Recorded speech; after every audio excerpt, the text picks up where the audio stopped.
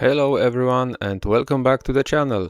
First of all, I want to say a massive thank you to all of you for your patience over the last few weeks. As some of you might know, I have been away on vacation, recharging the batteries, but I am back now with double strength, fresh energy and a ton of exciting content planned for you all. I want to take a quick moment to express my deepest gratitude for all incredible ongoing support. Every single view, every minute you spent watching these videos, and yes, even you guys not skipping the ads, makes a huge difference. Those ads directly support the growth of this channel, allowing me to keep creating high quality guides, breaking down complex mechanics and helping our amazing community thrive. So, from the bottom of my heart, thank you for backing what I do here. It means the world to me. Now, let's get straight into business. We are kicking off a brand new, highly requested series of all about the state transfer event in State of Survival. Recently, a group of players reached out to me with a very specific and stressful question.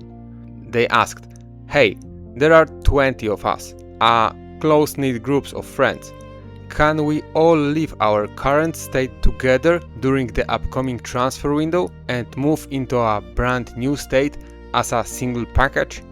They were also deeply concerned about the general rules and hidden limitations that govern moving such a large group of people at the same time. If you have been wondering the exact same thing, let me put your mind at ease right away. Yes, you can absolutely do it. Fortunately, 20 players is not actually a massive number in the grand scheme of the state transfer event. You will absolutely be able to manage this transition as a group and successfully join a new state together, provided you understand how the mechanics and the limits work. To understand how this functions, you need to look at how State of Survival handles immigration. The total number of players allowed to transfer into any given state is strictly dependent of that state's official ranking and power tier. Many players assume that the strongest, most dominant states have the tightest registrations. However, looking at the data from the very last transfer window, even the absolute strongest top-tier states were able to accept up to 65 incoming players.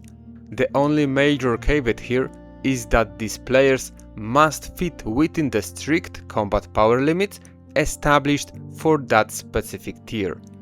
If you look at an average mid-sized state, often classified as a city state rank, the numbers become even more forgiving.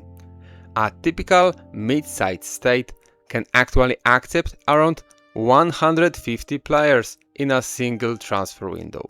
So, looking at those numbers, your group of 20 friends will easily fit within the raw numerical capacity of almost any target state you choose. However, just because the game system allows, the space doesn't mean it's an automatic green light. This brings us to the most critical rule of the state transfer event. The governor holds all the power. The reigning governor of the state you wish to join must manually review and approve your transfer request. Without their explicit approval and sign-off, there is absolutely zero chance of your character successfully crossing the border into that state. The system gives the governor complete control over who gets in and who gets turned away. Because of this, a very dangerous scenario can happen if you apply blindly. A governor might look at your group of 20, decide they only like the stats of, for example, 10 of your players, and accept them while completely rejecting or ignoring the other 10. This can split your friend group across different states, leading to a massive amount of unnecessary stress, anger, and wasted resources. To completely avoid this nightmare scenario, you must practice good diplomacy before the window even opens. The absolute best strategy is to lay the groundwork early. Not just click transfer and pray, right? Reach out and start a conversation with the current acting governor of your target state ahead of time. Present your group, explain what you bring to the table, and secure a firm verbal agreement that all 20 of you will be accepted as a package deal. Furthermore, don't stop just at the governor. Reach out to the top alliance leaders in that new state as well. Find out where your group fits, which alliances have room, and how you get collaborate. By doing this advantage networking, you ensure that you aren't just getting into the state, but you are also creating a welcoming, positive atmosphere from the very first second you arrive.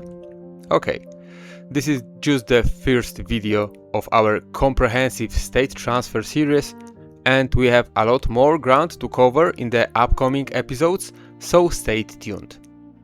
If you found this information helpful, please hit that like button. It really helps the YouTube algorithm find other players who need this advice. Leave a comment below letting me know if you are planning to transfer this season and how big your group is. If you haven't already, make sure to hit that subscribe button and turn on notifications so you never miss an episode.